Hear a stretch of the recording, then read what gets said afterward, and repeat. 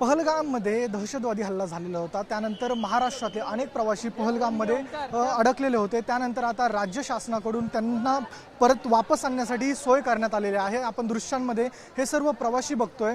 नाशिक असेल, नागपूर असेल, संभाजीनगर असेल, तसेच सांगली असेल, या भागातले हे प्रवासी आहेत आणि जवळपास आता दिवसभरामध्ये 500 प्रवासी आलेले असून आता हे 300 प्रवासी अधिकच्या ठिकाणी आल्याचं आपल्याला पाहायला मिळते। जवळपास आता 2 फ्लाइट्स या ठिकाणी लँड झालेल्या आहेत। आपण दृश्यांमध्ये हे सर्व प्रवासी बघतोय। कुठेतरी सुखकरपणे त्यांचा प्रवास झालेला आहे आणि या ठिकाणी त्यांना आणण्यासाठी जे परिवहन मंत्री आहेत प्रताप सरनाईक, त्यांच्या वतीने अनेक बसेसची सोय करण्यात आलेली आहे। तिकडून शिवसेना शिंदे गटाच्या वतीने विशेष विमानं होती आणि त्यानंतर त्यांना या ठिकाणून मुंबई विमानतळावरून पुणे, नागपूर असेल, संभाजीनगर असेल या ठिकाणी नेण्यासाठी या ठिकाणी आपण बघू शकतो MSRTCच्या 10 बसेसचं या ठिकाणी आयोजन करण्यात आलेलं आहे आणि या सर्व बस या ठिकाणी लागल्या असून आपण दृश्यांमध्ये बघू शकतो कशा पद्धतीने या ठिकाणी गर्दी, आता ही गर्दी ना ज्याच्या त्याच्या घरी सोडण्यात येणार आहे। सर्व जे प्रवासी आहेत ते कुठेतरी घाबरलेले होते।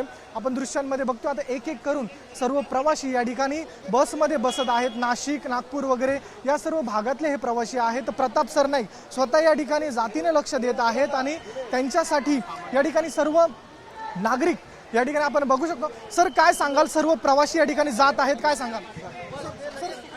प्रवाशांना सुखरूप मुंबईमध्ये पोहोचवण्याची जबाबदारी एकनाथ शिंदे साहेबांनी घेतली होती आणि मुंबईहून त्यांच्या इच्छित स्थळी म्हणजे ज्या ज्या ठिकाणावरून ते आलेले आहेत, प्रामुख्याने नागपूर, पुलगाव, वर्धा आणि पुण्याचे काही प्रवासी आहेत, नाशिकचे आहेत, संभाजीनगरचे आहेत, तर ते हिंगणघाटचे काही आहेत। तर प्रत्येक प्रवाशांना सोडण्याची व्यवस्था MSRTCचे सगळे आमच्या बसेस, AC बसेस त्यांच्यासाठी केलेले आहेत। मुंबई ठाण्याच्या प्रवाशांना आम्ही विचारलं, त्यांनी सांगितलं की आम्हाला काही आवश्यकता नाही, आम्ही मुंबईतलेच आहोत। लांबचे प्रवासी जे आहेत त्यांना सोडायची व्यवस्था आता आम्ही करतोय। किती प्रवासी आहेत आणि किती बसेस आयोजन? जे साधारणतः 170च्या आसपास प्रवासी आणि जेवढे बसेस लागतील तेवढे बसेसची व्यवस्था आम्ही करतोय।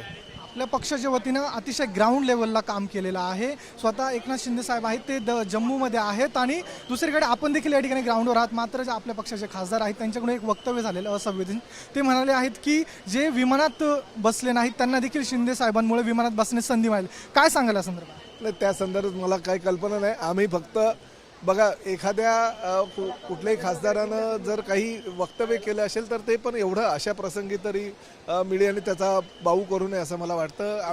माझ्याकडे पण काही प्रवासी आता बोलत होते की आम्ही 35-35 हजाराची तिकीटं होती तरीसुद्धा आम्हाला मिळत नव्हतं। आम्हाला शिंदे साहेबांनी मिळालं, त्यांच्यामुळे विमानात बसण्याचा आम्हाला हा योग आला। काही म्हणजे भावना लोकांच्या असतात, त्या भावना कदाचित आल्या, पण आमच्या मते फक्त सर्वसामान्य जनतेला, प्रवाशांना, पर्यटकांना त्यांच्या इच्छित स्थळी पोहोचवण्याची जबाबदारी आमची आहे आणि ती आम्ही पार पाडतोय। आणि किती पर्यटक अजून आहेत? अरे बाबा, प्रवाशांना जाऊ द्या रे।